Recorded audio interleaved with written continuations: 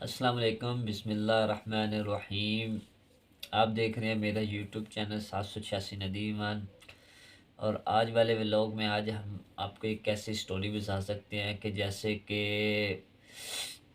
دنیا میں کچھ ظالم بادشاہ، کچھ ایسے لوگ بھی گزرے ہیں جو بہت ظلم، حد سے بھی زیادہ، تنہا سے بھی زیادہ، اور اتنا ظلم کرتے رہے لوگ کہ انہوں نے اپنی اولادوں کو بھی نہیں معاف کیا، اپنے بیوی بچوں کو بھی نہیں معاف کیا۔ اسی طرح جیسے چنگیز خان ہو گیا، کئی اور ظالم بادشاہ جن کے بڑے بڑے نام ہیں، یوٹیوب پہ آپ دیکھ بھی سکتے ہیں، بہت بہت زیادہ۔ اور آج اسی طرح کے ایک بادشاہ ہے جس کا ہم آپ کو بتائیں گے کہ اس بادشاہ کی کیا سٹوری ہے۔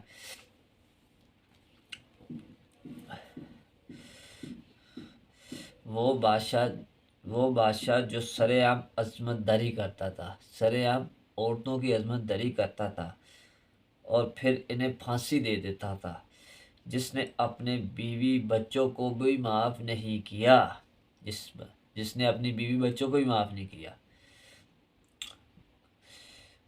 دوستو، آج کی تحریک میں ہم آپ کو روس کے ایک ایسے حکمران کے بارے میں بتائیں گے کہ جسے کتنی پوری دنیا کی تاریخ سے سب سے ظالم خطرناک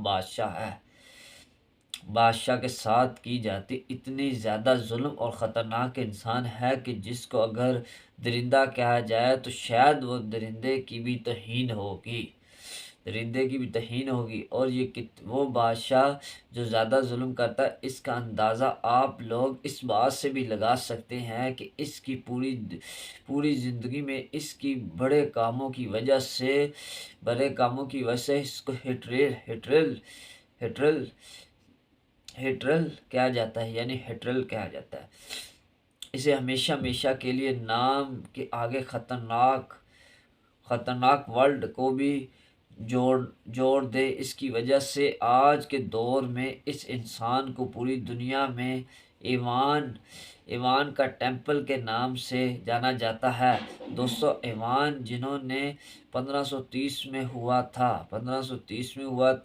ایوان کی عمر اب لگ بھگ 3 سال ہی تھی کہ اچانک اس کا باپ جو کہ دورے میں ریشیا کا حکمران بھی ہوا کرتا تھا، اس کی موت ہو گئی۔ ایوان کی باپ کی موت ہو جانے کے بعد ایوان کے چچا نے اس کی بادشاہیت کی گدی پر بیٹھنے کی بھرپور کوشش کی، مگر محل میں رہنے والے وزیروں نے ان کی بات کو پورا نہ ہونے دیا، انہیں بادشاہ کی کرسی پر نہ بٹھایا، اور اس سے پہلے ہی اس کے چچا کو جیل میں ڈال دیا گیا۔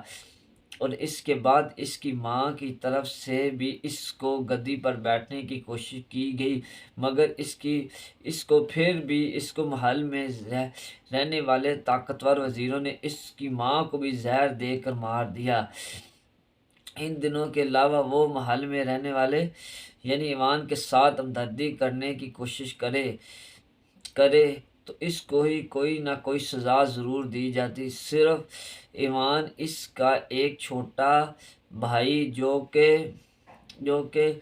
بہرا اور گنگا ہوا کرتا تھا، یہ دونوں محل میں بہت بری زندگی گزارنے لگے۔ اپنے ہی محل میں ایک فقیر جیسی زندگی کرتے، نہ تو ان کا کھانا ملا کرتا اور نہ انہیں پہننے کے لیے صاف ستھرے کپڑے ملا کرتے تھے، بلکہ ان تمام چیزوں کے ساتھ ان دونوں کو خوب مارا بھی جاتا تھا۔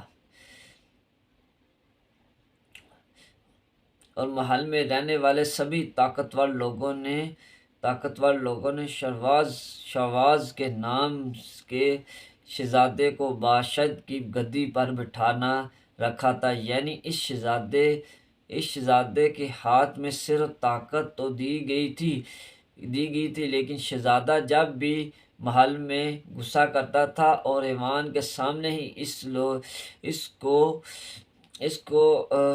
کو کاٹ دیا جاتا، جو کہ ایوان یہ ہمدردی دیکھ رہا تھا۔ ایوان کے سامنے ہی لوگوں کو پہلے ہی مارتا، پھر ان کو جلا دیتا، کبھی بھی تو زندہ انسان کی کھال اتار کر ان کو شہر بیچ میں لٹکا دیا کرتا۔ اس کے بعد وہ ایوان کو بھی نہیں بخشا کرتا تھا۔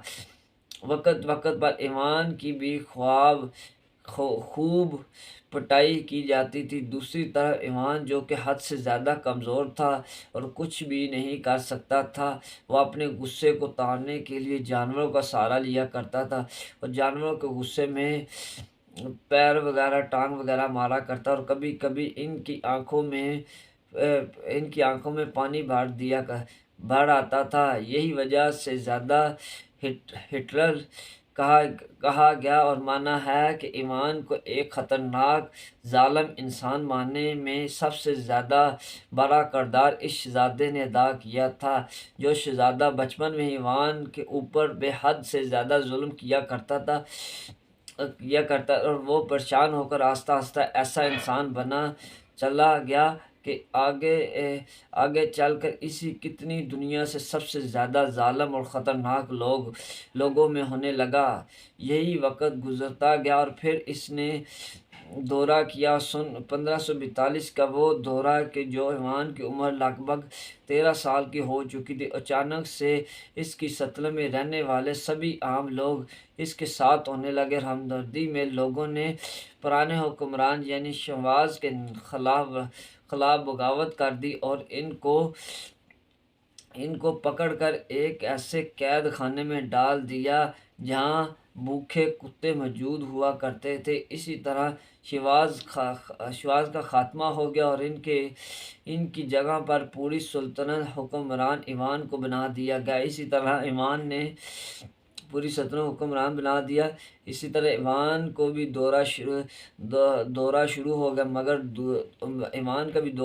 گیا مگر دوستو عام لوگوں کے لیے ایوان تو شیواز سے بھی زیادہ خطرناک ثابت ہوا، کیونکہ لوگوں نے شیواز کے خلاف بغاوت تو کی اس لیے کہ تاکہ ایوان جیسا ان کا سکون پسند اچھا حکمران گدی پر بیٹھ جائے، مگر وہ نہیں جانتے تھے کہ ایوان تو اب پوری طرح پاگل ہو چکا اور ایسا پاگل ہوا کہ خطرناک انسان کو ظلم و ستم بے حد کو پار کر دیتا تھا۔ اور آپ اس کے پاگل پن اندازہ اس بات سے بھی لگا سکتے ہیں کہ کبھی کبھی شوق میں ایوان اپنے محل کی اونچی دیوار پر چڑھ کر اس کے اوپر سے بہت سارے کبوتروں بلیوں کو نیچے پھینک دیا کرتا تھا اور پھر بہت دیر تک اوپر کھڑے